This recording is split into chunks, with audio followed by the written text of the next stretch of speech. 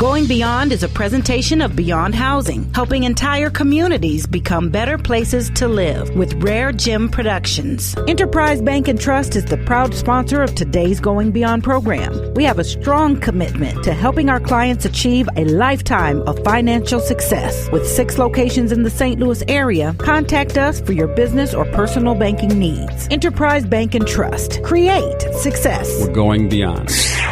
Today on Going Beyond. And today we're going to have a great opportunity to talk to the first congressional representative for the state of Missouri. I'm a longtime friend of the show and a great leader, not only in the St. Louis region, but in our nation's capital. It's my pleasure to have longtime friend Congressman William Lacy Clay. Beyond Housing is going beyond. That and more ahead today on Going Beyond with Chris Krehmeyer, right after this. Enterprise Bank and Trust is the proud sponsor of today's Going Beyond program. We have a strong commitment to helping our clients achieve a lifetime of financial success. With 6 locations in the St. Louis area, contact us for your business or personal banking needs. Call 314-993-6200 or visit enterprisebank.com for more information. Enterprise Bank and Trust. Talent, strength, passion. Member FDIC and Equal Housing Lender. It's that time of year again. Are you ready? This is Russ Signorino. I'm the Executive Director of the Gateway EITC Community Coalition. It's tax time. If you earn $53,000 or less, come see us. We can do your taxes for free. We've been around for 13 years. Since 2002, we've helped over 50,000 people in the St. Louis metropolitan area. Last year, we helped bring in $10.3 million in refunds. If part of that money is yours, come on in and we can get it for you for free. We're at 27 locations in the St. Louis metropolitan area. We can file your taxes for free. We can open a checking account or savings account for you right at our tax site. We can get you access to your credit report for free. We can also help you invest in your future by opening a savings bond. Come see us. It's all for free. 314-539-4062. We're at gatewayeitc.org, or you can call the United Way 211 line and we'll be able to help you. RareGem Productions proudly presenting the positive. We're going beyond. Welcome to this edition of Going Beyond. I'm your host, Chris Krehmeyer, President and CEO of Beyond Housing. And today we're going to have a great opportunity to talk to the first congressional representative for the state of Missouri. I'm a longtime friend of the show and a great leader, not only in the St. Louis region, but in our nation's capital. It's my pleasure to have longtime friend Congressman William Lacy Clay to the show. Welcome, Congressman.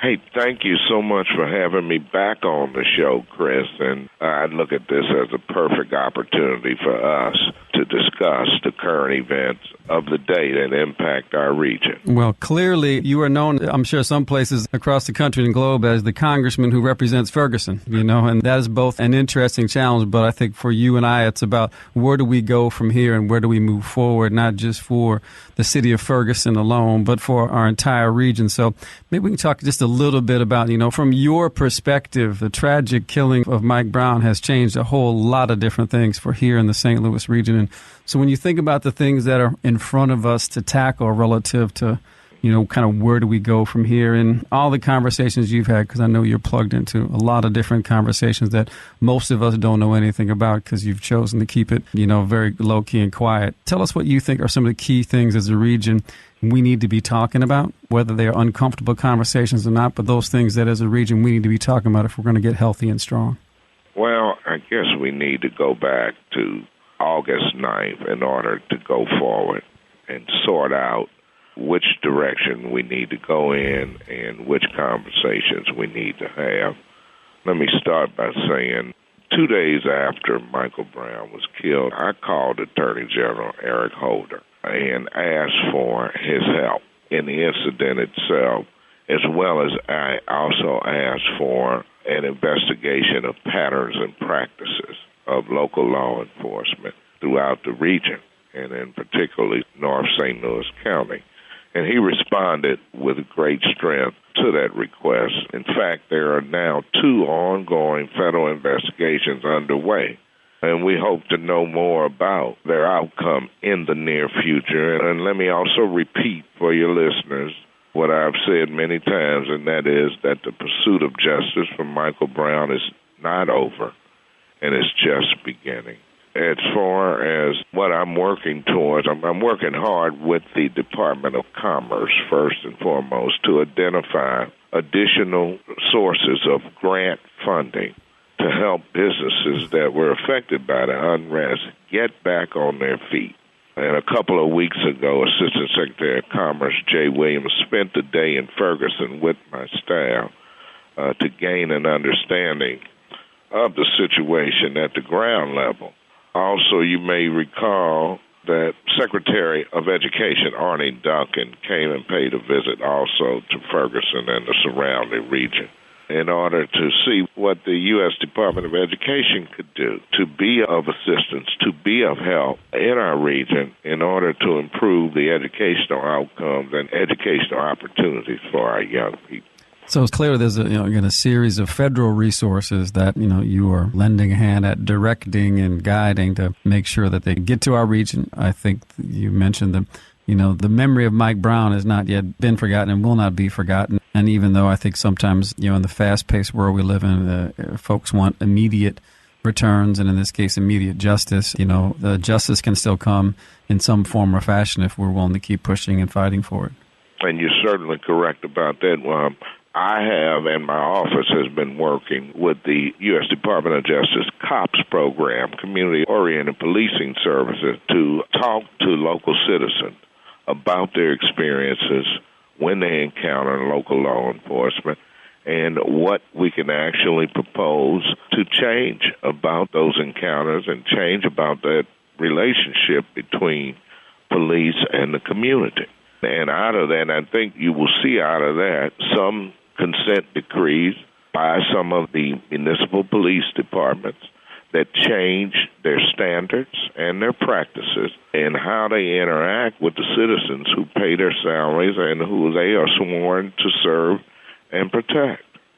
So when you mention, the Secretary of Education and the Secretary of Commerce, it's a good reminder, I think, to our listeners that so many of the solutions that we want to come out of Ferguson for Ferguson directly and for the rest of our region are understanding the connectivity between all the different facets that make up a healthy community, right? So sure. We can have education get better, but if we're going to do that, folks got to have jobs. There has to be economic development opportunities. People need decent, safe, and affordable housing to live in. They need access to health care, and these are all the kinds of things that I know many folks, both at the Ferguson Commission and many others, particularly a lot of the younger voices that have arisen since Michael Brown's tragic death, that we want to make sure everyone's talking about and don't think there is one easy and simple answer to kind of get at the underlying issues that our communities face. And Chris, just like your priorities with 24-1, my priorities also, and my focus in Ferguson and everywhere else in the 1st Congressional District continues to be how do we create job opportunities for people, better educational opportunities, health care access, housing, and the vigorous protection of the right to vote throughout this community. And I really admire the courage and the determination of the young people who stood up for justice, and I want them to know that I will stand with them as we advocate for transformational change in how local law enforcement and the justice system deals with people of color. When you think about it, too many young, unarmed black men are interacting with police and winding up dead with no consequences, and that just didn't happen in Ferguson. It's happening all across this country. It's wrong. And we've had enough, and that shouldn't happen in America. And again, I think sometimes when you want to talk to the broader population, it makes them real uncomfortable to have this real-life, honest conversation that's about facts, right? It's not about conjecture or what I feel. When you look at the number of lives that are lost at the hands of police, and particularly of people of color, the numbers are staggering. And then if you get to the isolated incidents of Eric Garner, Tamir Rice, and Michael Brown, those things highlight and accentuate what has been going on, sadly, for a long time. And I think people are now just weary of it, and we all should be weary of it, and we all should be saying there needs to be a systemic shift in what happens in our communities. Because, again, if you read and if you see, all are bad. The Eric Garner video was terrible. And the Tamir Rice video. To see how quickly that 12-year-old boy was shot, and then to see the aftermath aftermath of that, and with his sister coming to try to provide him some comfort, in those almost last moments of his life. I think, a lot of folks want to shy away from that because it makes them uncomfortable, right? They don't want to see that, and they want to, believe, no, everything is okay. We're past the civil rights movement. We're past Bull Connor. We're past all, those shocking things that we used to see, in the news. We're not past them yet. And, the challenge is to have people be engaged in a conversation that makes them uncomfortable. Now, and you are absolutely correct about that. We are not past some of the challenges in this community. And when it comes to the issue of race, it requires in the St. Louis community changing hearts and minds. And that is not an easy task to accomplish.